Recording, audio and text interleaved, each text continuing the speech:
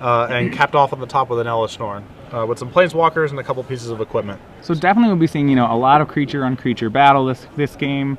For Craig Wescoe, I think the anthems then become incredibly important. The creatures will all be the same size. The more anthems he can stick, the better. The more he starts to will be able to go over the top of Lucero's deck. Yeah, the big thing is, since most of it's going to be a lot of creature combat, so the Crusades are a big deal.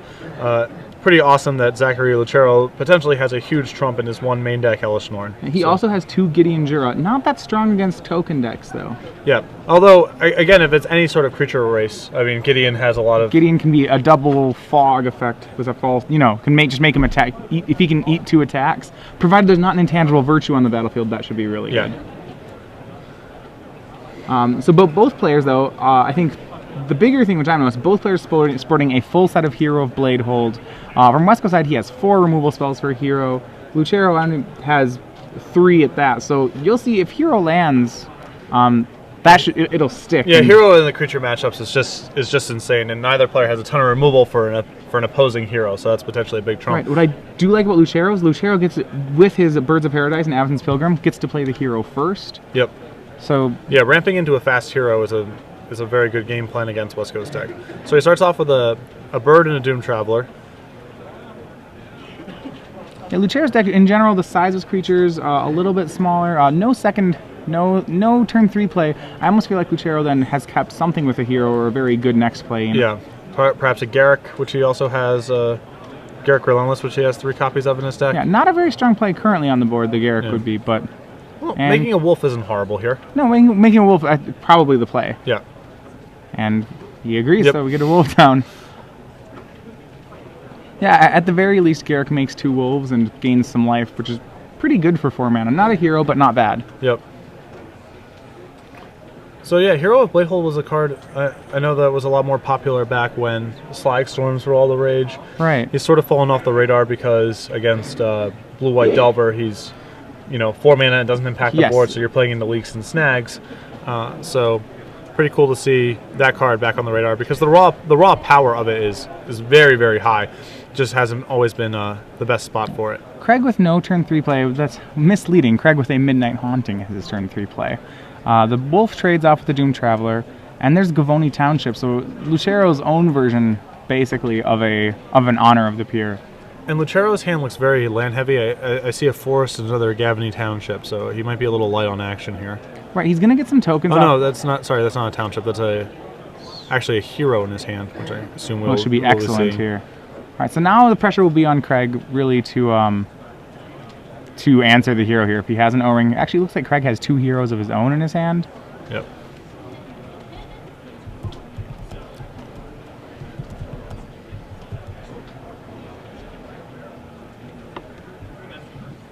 Attention Magic players, if you signed up for $10 so booster draft number 3 tokens 1, probably will take down the Garrick, but he's got to be worried. Hero, especially with the Gavoni Township, really only needs 2 swings to be lethal. It gets lethal fast. Fortunately for Wescoe, I believe he just ripped an Oblivion Ring, which should be able to hit. Very relevant. So 4 for the Garrick, 2 for Lucero's life total. Yeah, and I mean, you look, he doesn't actually have the 4th land. An Oblivion Ring for the hero. Very strong. So now, as soon as Craig Lucero, I believe, hand, just drew his own Oblivion Ring. Ooh. At this point, though, it's possible that Lucero would be able to, that Wescoe would be able to race if he opens Oblivion ringing back the Oblivion Ring. Yeah, I mean, Wescoe's deck is capable of applying lethal pressure very quickly between all the little tokens and the various Crusade effects. So right, if he draws a land here, Wescoe could play his own hero, and largely ignore Lucero's hero, and probably I think Lucero. So he's going to go actually for an O-ring, not on the O-ring, but on the Anthem effect. And I think a reason to run this play from Lucero's perspective is that with Gavoni Township, he can start building up his bird and potentially holding back Wescoe's tokens. Now, the bad news here is that Wescoe, having drawn its 4th land, now will have heroes on the next 2 turns. The Oblivion Ring, with Lucero's out of Oblivion Rings, that could be very impactful. So there's the land and a hero for Wescoe. A Garrick the Relentless off the top for Lucero, not really able to deal with hero, unfortunately. Well, he can. I mean, he can bluff. He can attack with the wolf and try to 2-for-1 himself, getting the hero. Once again, the bad news that Wescoe's follow-up play will be another hero. Yeah. Also, I think Wescoe is just not very inclined to block here because he's so far ahead on the damage race. Right. Anthony Avalar. Would you go as far to say that hero is probably the most important card in this matchup? I mean, yeah, it's back when white humans or white blue humans was all the rage in standard. In the mirror match, hero unchecked was just game. No one ever won against that. So obviously both of them are playing with different skeletons surrounding the card, but I would assume the same principle applies. Yeah, it seems like both of them still have O-rings to answer heroes, and Lucero's gonna make the play we talked about earlier. Wescoe does block. I think if he doesn't have another hero in his hand, he doesn't make that block. Yep. But as is right now, Wescoe still with a full grip of cards, and even if his next hero takes a kill spell, I think he's probably okay with that. He has another Midnight Haunting. He has, I can't see the other card, but a lot of ways to reload. And at this point, the Gavoni Township, I think just too slow for this matchup. Right. Certainly from this board state, because Lucero's now with another hero is going to be looking at lethal in not too long. 2 swings, I believe. Or maybe, yeah. Yeah, 2. 2. Anytime you look at hero and it's like you can't quite tell, the answer's probably 2. Yep. If Wescoe has an Anthem here, the answer is 1. So, Bird's back. Block, he has just a Township activation as his only play.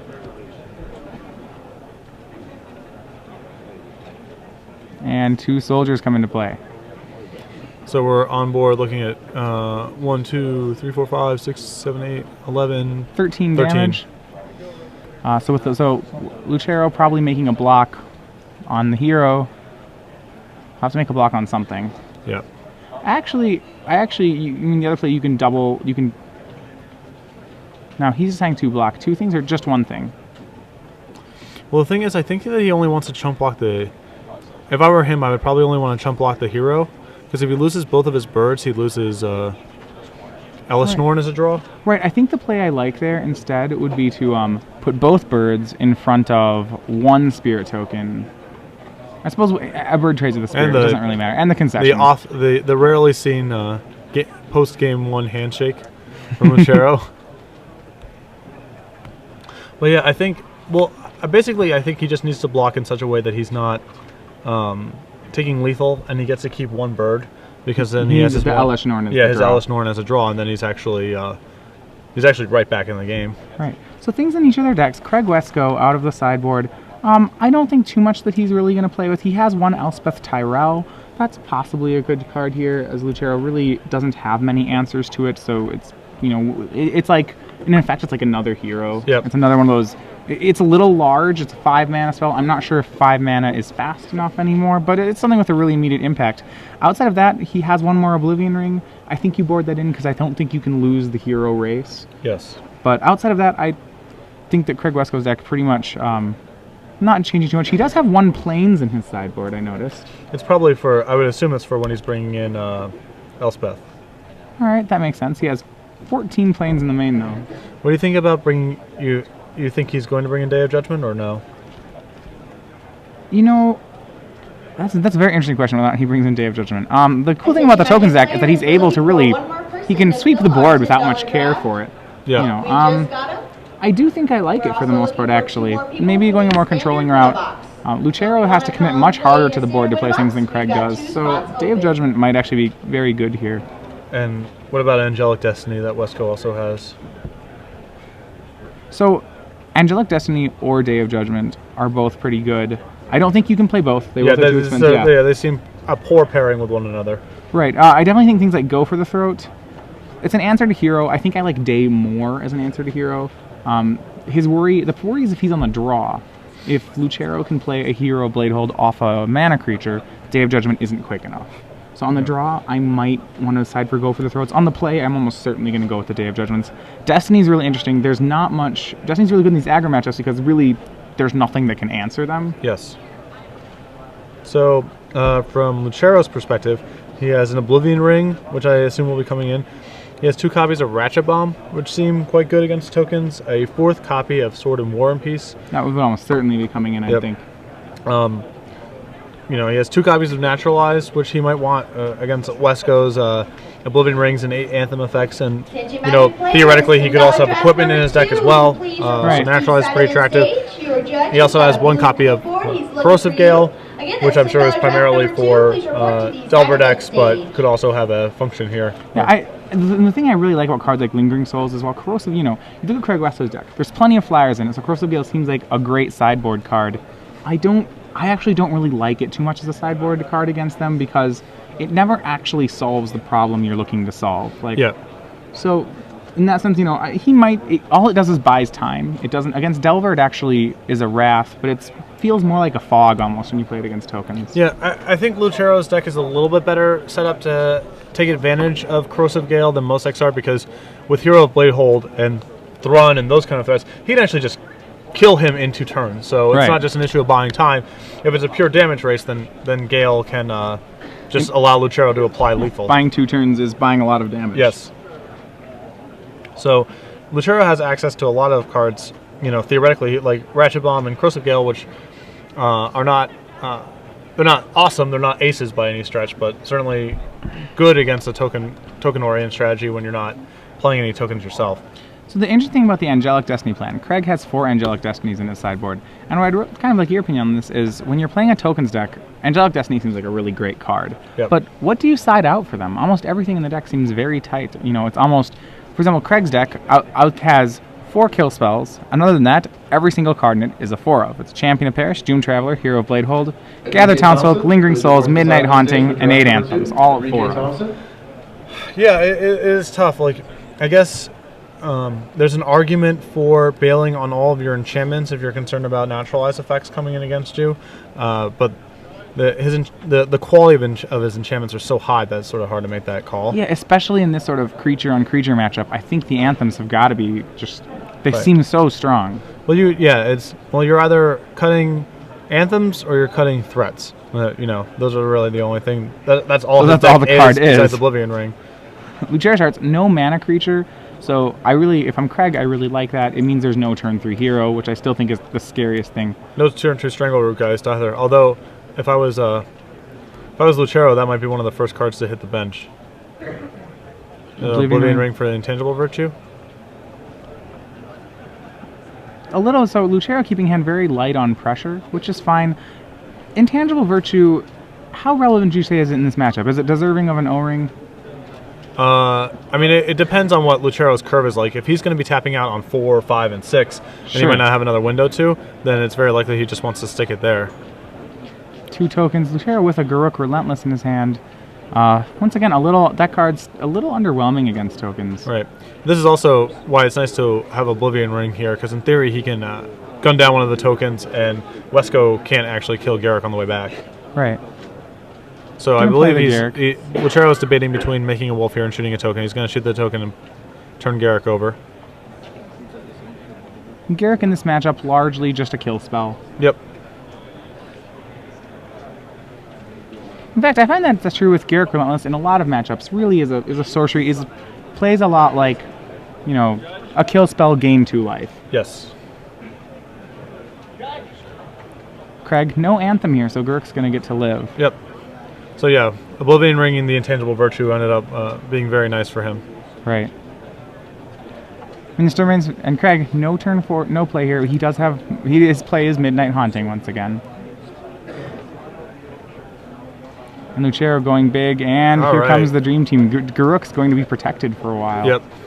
And Wescoe's hand's pretty light on action. It appears to be 3 lands and a Midnight Haunting on top of the Lingering Souls in the graveyard. That's got to look great for Lucero then. Yeah. Gideon really good with other planeswalkers. Open players, when you finish your match, fill out your slip and turn it in up here at the stage, the box marked. So Garruk at 2. Lucero's drawn a Birds, which I really think, at this point, the Garruk with the Veil Cursed, really a nice card. Its ability to turn the Birds into, well, I would say either a hero or maybe go for the Singleton Elishnorn, depending on what his hand looks like. Yep. What I really like is if he casts the Birds next turn, he can, on the previous turn, float a mana, search up the Elishnorn, cast it, and that should close the game out. Yeah. Especially with Wescoe's hand just being so light on action. I believe his hand's actually all lands at this point. Yeah, I think the third card, I believe, is a go for the throat. Oh, he might have a go. Yeah, but no, it's a swamp. No, you're right. It's all lands. Again, standard winner box number 1. Please report to the side event stage. 2 Birds of Paradise, another land for Lucero. 1 bird, 2 birds. Lucero's last card, an Oblivion Ring. I really like where he's sitting. Yep. Garrick plus. I almost, actually, now that I have 2 birds, I think I fetch up the Elish Norn immediately, just on the off chance that Craig Wescoe draws an Oblivion Ring here. Yep. I don't want to lose my chance. I don't want anything standing in the way of me making Elish Norn next turn.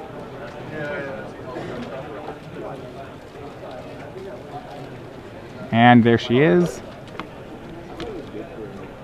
I assume we're going to be +2ing our Gideon here. +2 our Gideon. Craig with his deck list, I don't see any way around this for him. You know, Elish Norn's going to come down next turn. It's going to be backbreaking. So yeah, that 1 of Trump, really powerful here. Yep. And Lucero looks to be just in great shape here.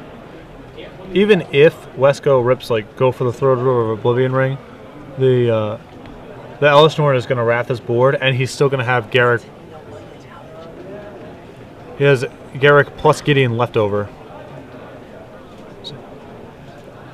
5 damage, and Gideon's still trucking. Yeah, Gideon's still alive. Great for Lucero. Wescoe appears to have just drawn a Doom Traveler, which is not which was soon to not be a card.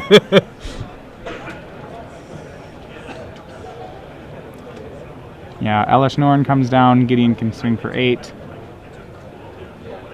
a pretty safe swing at that point, too. He might not make the swing just because there's no, say Craig's hand is a fistful of Doom Blades, or go for the throats. It's actually probably, while it's 95% to swing with the Gideon, it might be 100% just to keep +2ing him. Yep.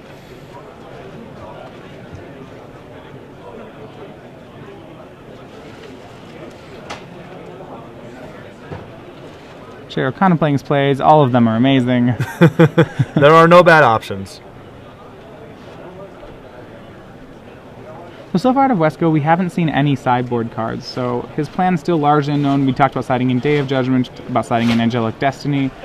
Having watched this game play out, I'm not sure I like the Day of Judgment plan out of the board. Certainly losing to Garrick plus Gideon is an argument for removing your Day of Judgments if you've brought them in. Yeah, and he pluses the Gideon, and I do think I like that play. Yep. It's a catch-all. Yeah, you're not gonna lose this game until Wescoe just drew his Singleton Elspeth. Turn earlier would have been very good. Yeah. At this, I would be surprised if he even bothered to cast it because I don't even think he wants to show that it's in his deck. Right, a turn earlier actually would have given him an out to Elish Norn. Would have been fantastic. Quite good. Yes. But a little late. And Elish Norn making all the creatures very, very large. That almost lethal. 4, 6, 8, 10. With a swing with Gideon is 17. Gideon becomes a 6/6 or a 5/5. Players in He's a $6. 6/6. So that actually is 18 if he attacks with the Gideon here. $10 draft 3 to the main event stage, please.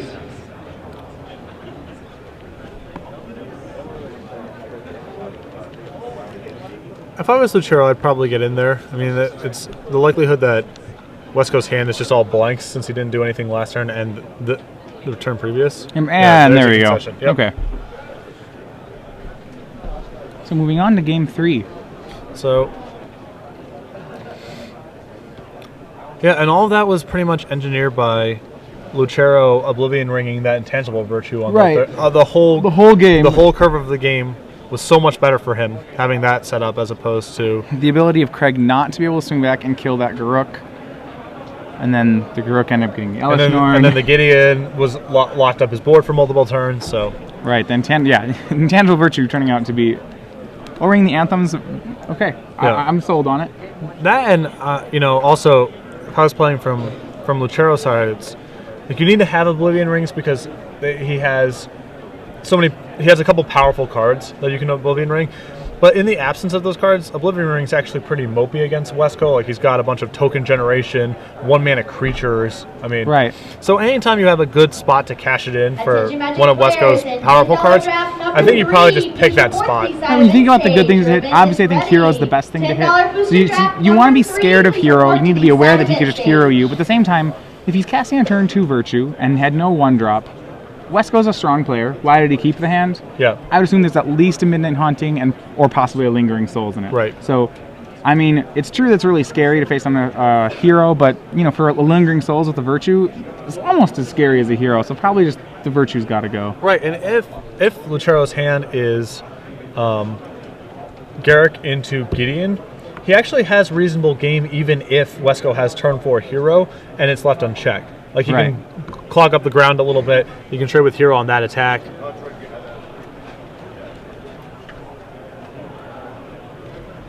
Both players shuffling up for game 3.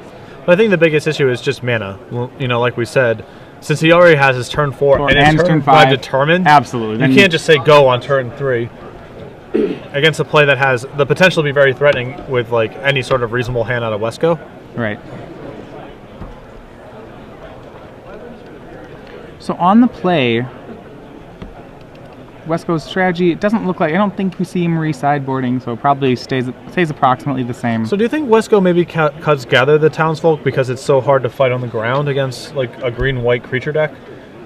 Possibly. Like the flying tokens are obviously quite good because Lucero isn't very good at blocking flyers. That might be where I'd want the Angelic Destiny instead of Gather the Townsfolk. Yeah. Something that really just, when you think about the number of answers, I mean, Lucero does have Oblivion Ring.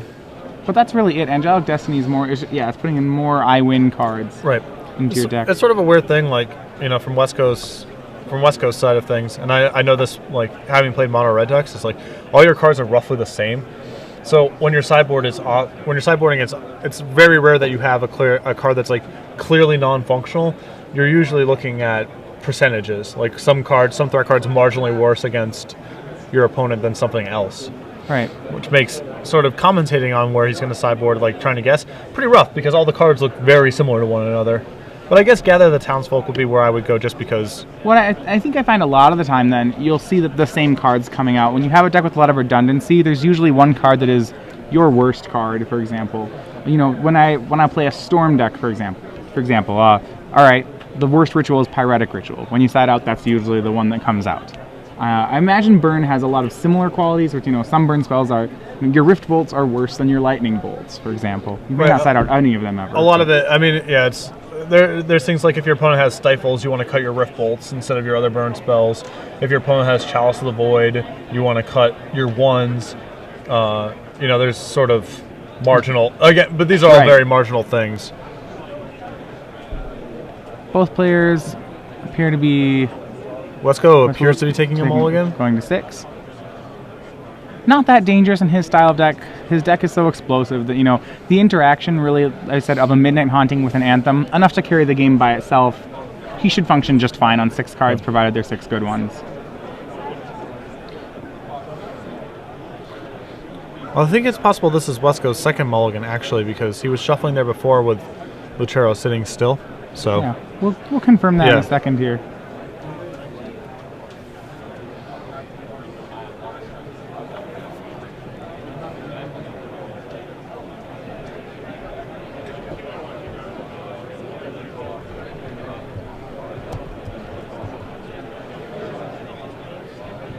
Alright.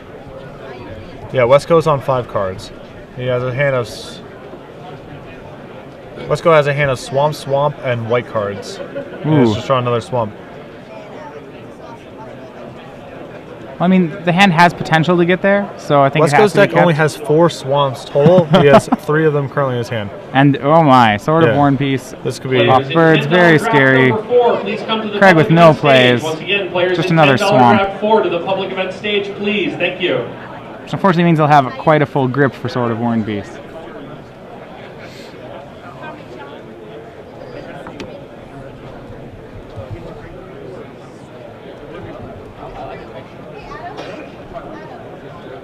And Lucero has just drawn Hero of Bladehold. So Sword will probably be good enough. Wescoe with a Plains can get back in this. but he'll need it almost immediately. Once he has one O-ring, so he'll have to O-ring the sword, which unfortunately means the hero will not get O-ringed. Is there anything more frustrating in Standard than being land screwed against a red-white sword? It has to be, that's the absolute worst feeling. In terms of you asking cards in hand, you're like, a lot. Yeah, a lot. I have a ton of cards because I can't cast anything. There we go. Just on the planes. On the planes. He has to O-ring the sword. Yeah, he just has to get that sword off the table. With the rest of his hand, 2 intangible virtues and a lingering souls. Had the planes shown up on curve? This hand I think could have gotten there. As it is, still a large. Yeah, and Lucero's got Hero of Bladehold still waiting in the wings here. He's just, I believe, just drawn a township. He's going to naturalize the Oblivion Ring, so he did bring in his naturalizes. And with enough mana to re-equip it. Should just be lethal on its own. Craig doesn't really have any, I mean, his deck, all his creatures are white. He has actually no way to interact with the sword outside of O-ring. He has going the target in response. Like, he has very, very few answers. And there's the township. And Lucero with still a ton of action left in reserve.